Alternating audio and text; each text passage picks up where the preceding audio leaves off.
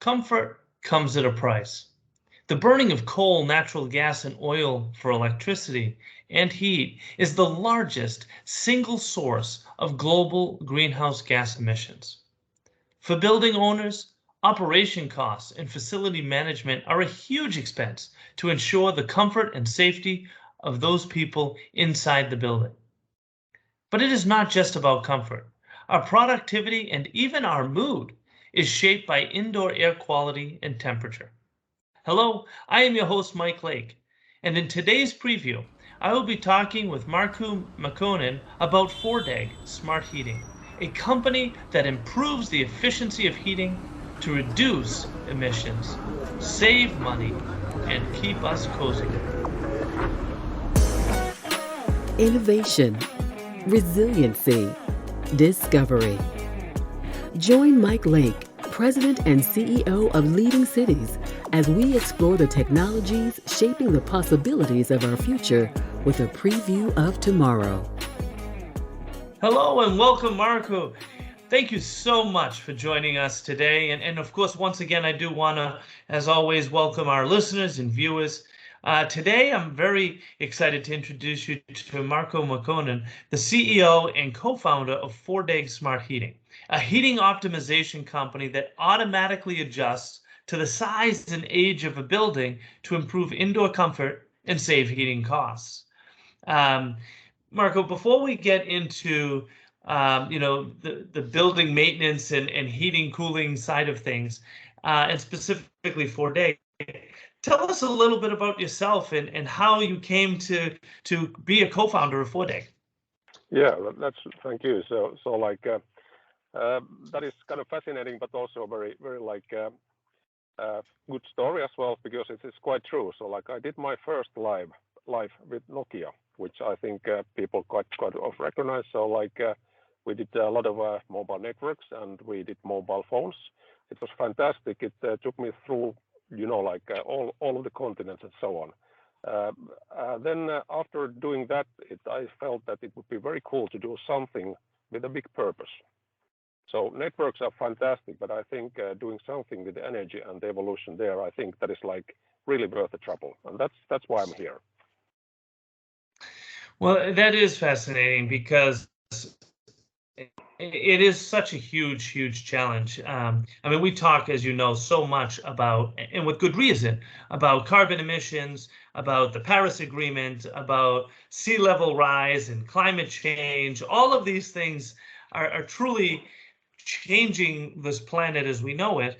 And it comes, I think, probably to most of us is no surprise that burning of coal, natural gas, and oil for electricity and heat is the largest single source of global greenhouse gas emissions.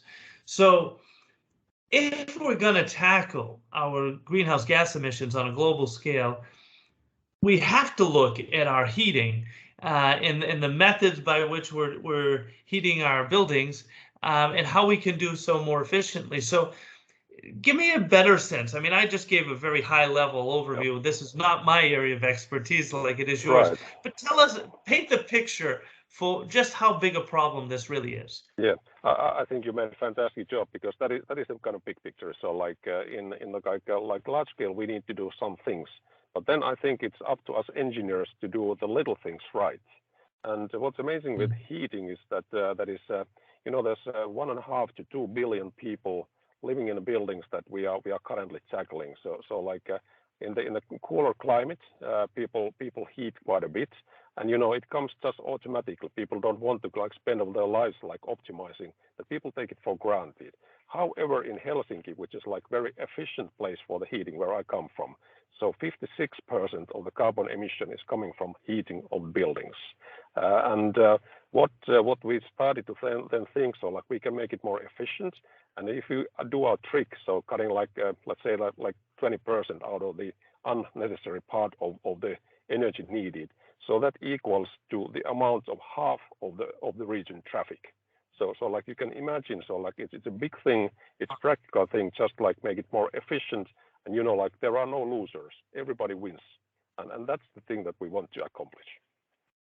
Well, and that's something I've, anybody who's listened to me speak publicly or on this subject or anywhere else, but has heard me say that, depending on the city in the world that you're looking at, either the biggest emitter of carbon is transportation, vehicles, or buildings. And it's those 1 and 2 slots. And in some cases, it's 1 versus 2, and others 2 versus 1.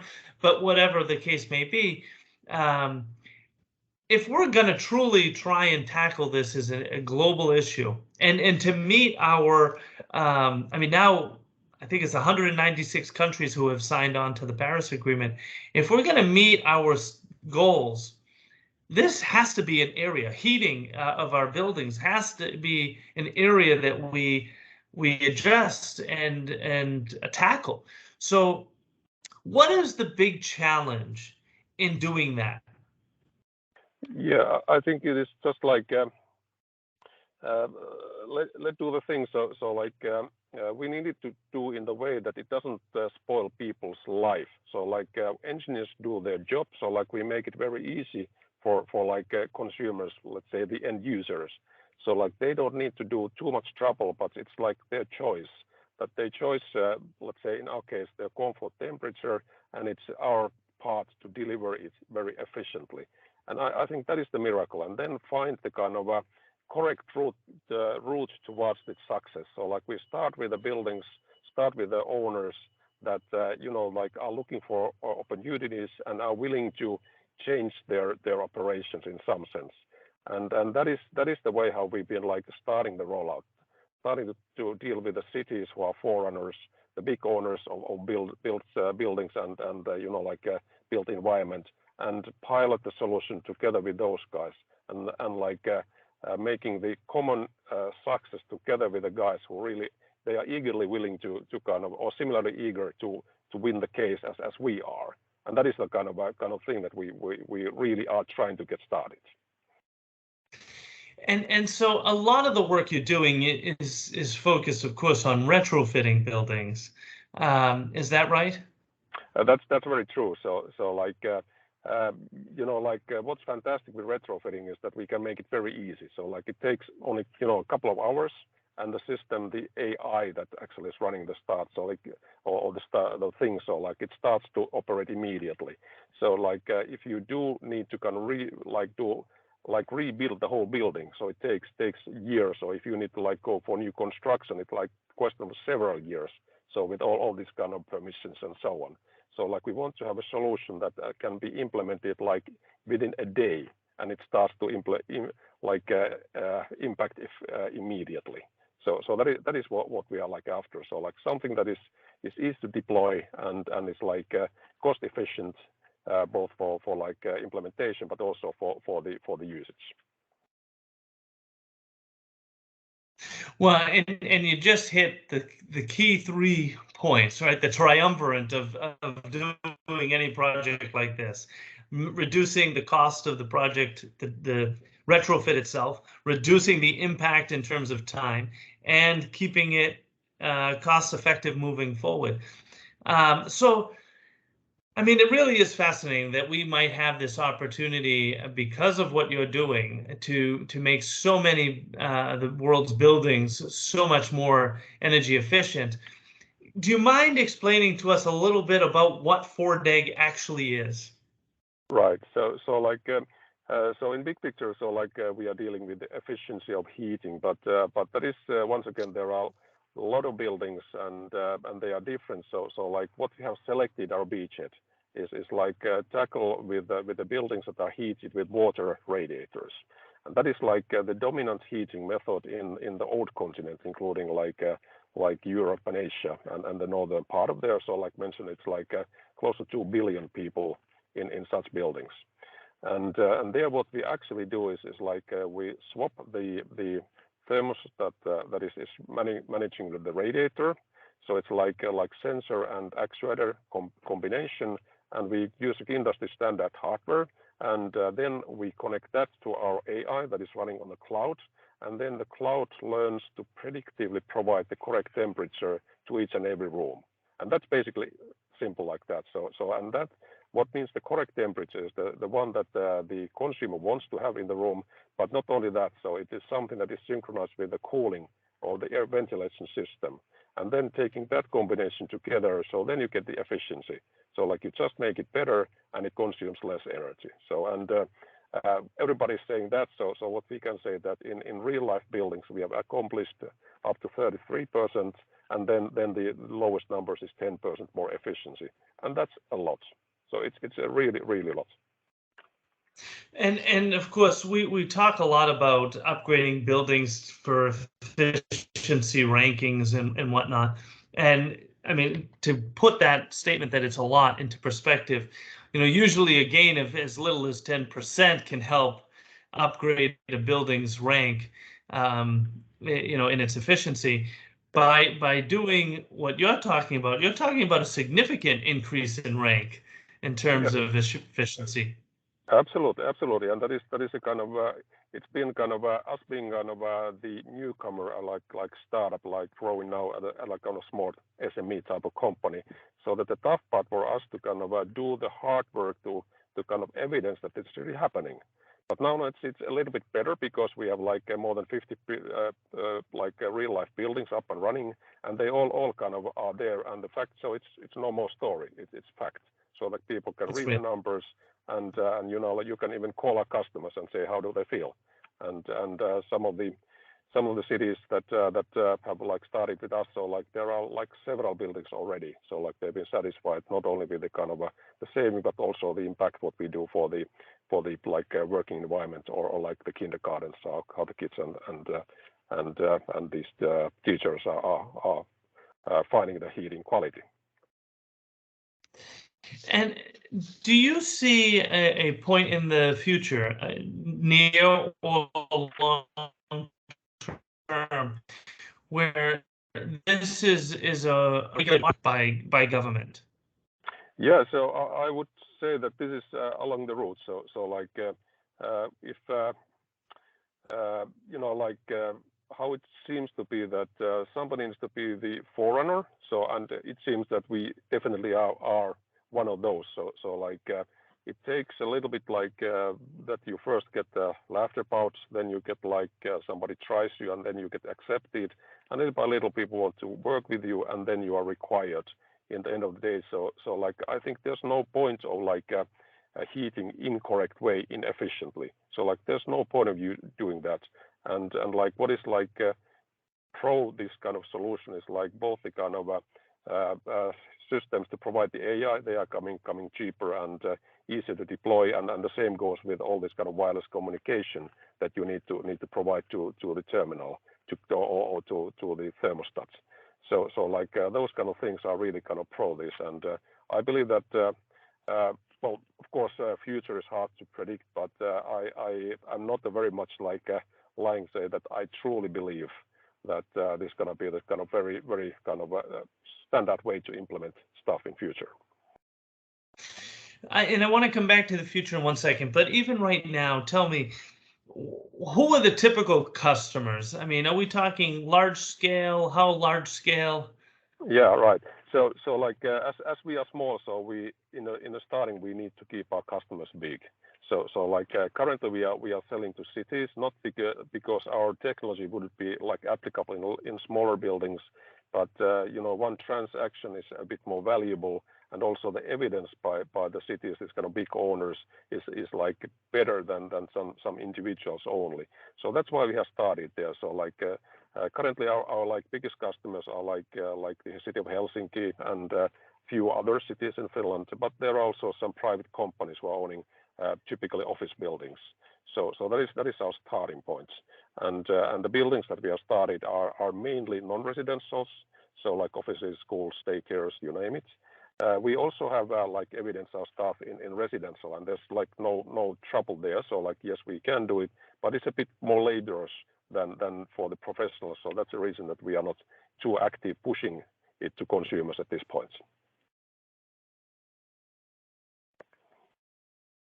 That makes perfect sense. Well, on that point, let's look at the next 10, 20, 40, whatever, 50 years down the road.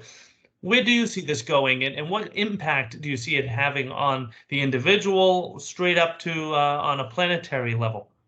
Yeah, right. So like my dream is that someday we would be like obsolete, but that day might take a while. So like while we are obsolete, so then there is like free energy that is delivered, and people can just like spend it, and nobody is charging them. So like before that, I believe that this efficiency is going to be important, and in order to kind of even go for like carbon-based energy production to something else, so that's going to take a few tens of years.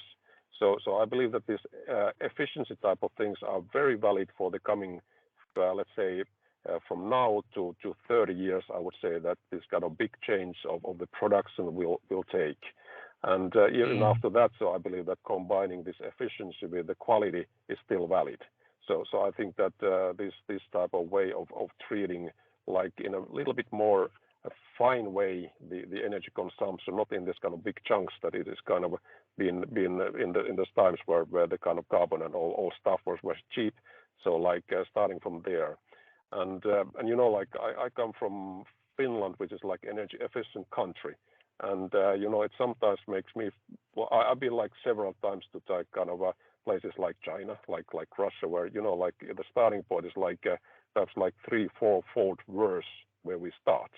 So like getting it done in a big like picture right, and then providing with this quality. So you know, like I'm you know, like this kind of Finnish guy who doesn't smile, who doesn't like show emotions, but I'm excited. You know, like I'm really looking that we could get started big time, and could start to kind of collaborate in the places that really makes difference.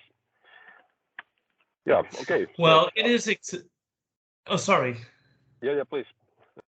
I was just going to say it is indeed exciting. I mean, thinking about from saving money to creating greater efficiencies and saving the environment. I mean, it's something all of us eventually we should and can be doing. I'm unfortunately we're out of time, but I do want to say for all of our listeners and viewers, if they do want to learn more or stay connected, get in touch, what's the best way for them to do so?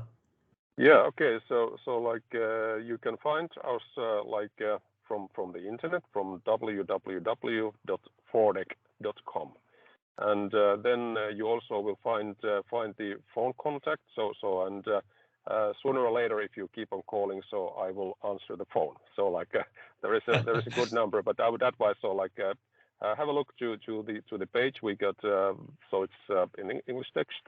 So like I think if you could understand what I'm telling, so perhaps you can read also the pages. And I'm super happy to kind of collaborate with you know, like if you're like owner of buildings, if you are a solution provider that is somehow interested to collaborate, like facility management or the other type of, you know, like service for the buildings. So all of that would be fantastic. And I really love people, and I really love like collaboration.